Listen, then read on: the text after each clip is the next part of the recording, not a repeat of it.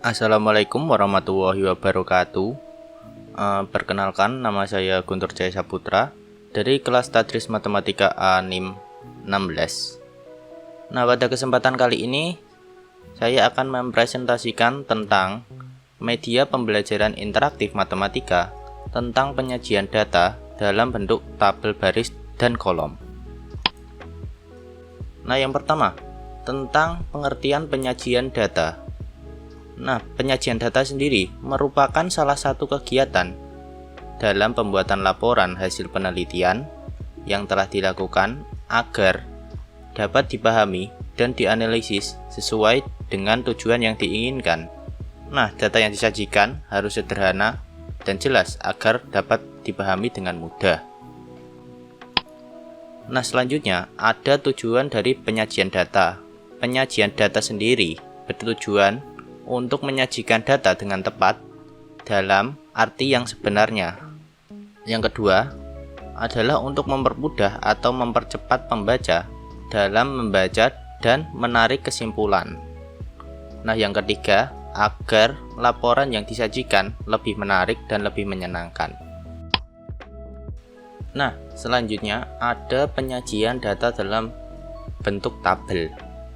Nah, salah satu dari cara penyajian data yang lebih baik daripada menyusun secara naskah adalah penyajian dalam bentuk tabel. Nah, pengertian tabel sendiri adalah daftar yang berisi sejumlah data informasi yang biasanya berupa kata-kata maupun bilangan yang tersusun dalam urutan kolom dan baris. Nah, dalam penulisannya, tabel biasanya ditulis seperti ini. Untuk yang berwarna biru ini adalah kolom. Biru ini menyamping adalah kolom, dan yang hijau ini dari atas ke bawah ini adalah baris. Sedangkan berwarna pink ini atau pertemuan antara baris dan kolom bisa disebut sel. Nah, selanjutnya, di antara jenis-jenis tabel, pada presentasi kali ini saya akan berfokus ke tabel baris dan kolom. Nah, pengertian dari tabel baris kolom sendiri merupakan penyajian data dalam bentuk tabel dengan bentuk susunan baris dan kolom yang saling berhubungan. Nah, tabel baris kolom ini dapat dibedakan menjadi 3, yaitu tabel baris kolom 1 arah, 2 arah, dan 3 arah. Tabel baris kolom 1 arah. Nah, tabel 1 arah ini merupakan tabel yang berisi mengenai satu hal dengan satu karakteristik saja. Nah, di sini ada contoh merek smartphone siswa kelas 7A dengan tabel seperti di bawah ini. Nah, ini kan cuma satu jenis karakteristik saja. Yang selanjutnya ada tabel baris kolom 2 arah. Tabel 2 arah merupakan tabel yang berisi mengenai hubungan dua hal atau dua karakteristik yang berbeda. Nah, di sini saya mengambil contoh yaitu penjualan dan market share perusahaan smartphone. Yang pertama,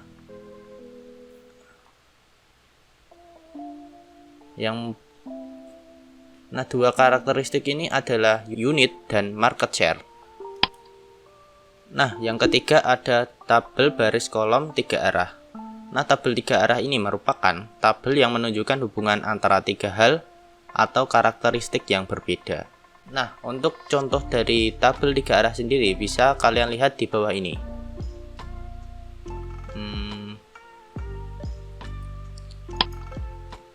Nah, sekarang ini ada beberapa soal tentang tabel baris dan kolom. Soal yang pertama adalah jika hasil panen padi di kota A tahun 2016 sampai 2020 dapat digambarkan seperti di bawah ini, pada tahun berapa peningkatan hasil panen terbanyak? Nah, tabelnya sendiri berisi pada tahun 2016 jumlahnya sebesar 40, ini dalam ton ya. Pada 2017 43, 2018 48, 2019 42, dan 2020 yaitu 45 ton. Nah, untuk menghitung peningkatan ini sama kayak menghitung selisih. Contoh pada tahun 2017 kita menghitung peningkatannya adalah mengurangkan dari 2017 ini dengan hasil dari panen 2016 ini. 43 dikurangi dengan 40, maka selisihnya cuma 3 ton. Nah, 2018 dengan hasil panen 48 ton dikurangkan dengan 2017. 48 dikurangi 43 hasilnya 5 ton. Berarti 2018 lebih banyak dari 2017. Selanjutnya 2019 ini kita kurangkan dengan 2018, berarti 42 dikurangi 48 berarti negatif 6. Berarti pada tahun 2019 terjadi penurunan hasil panen, sehingga jawaban C dan A sudah salah.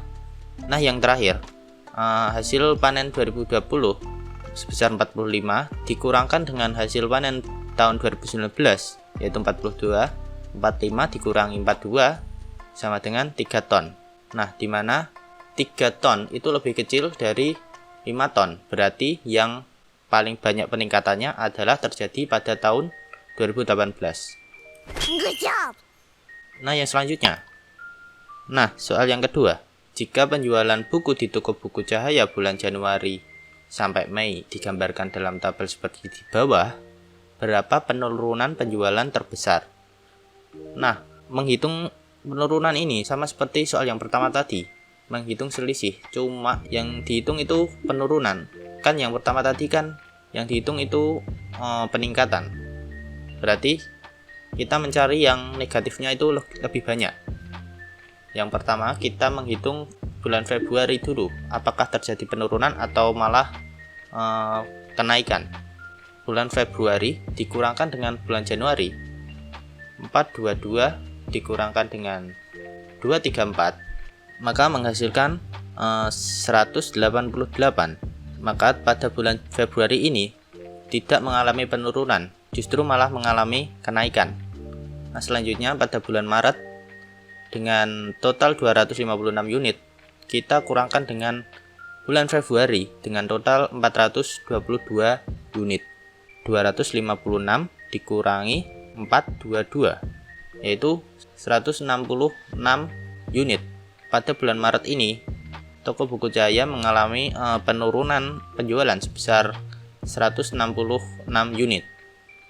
Nah, pada bulan April kita kurangkan dengan bulan Maret, di mana 198 dikurangi 256, maka penurunan pada bulan April yang terjadi yaitu 58 unit.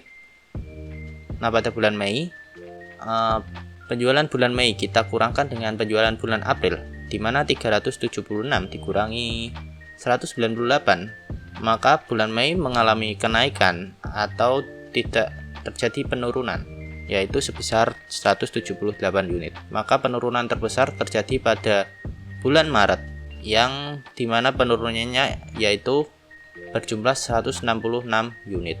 Jawabannya B. Good job. Oke. Nah, mungkin itu saja presentasi dari saya. Kurang lebihnya mohon dimaafkan. Wassalamualaikum warahmatullahi wabarakatuh.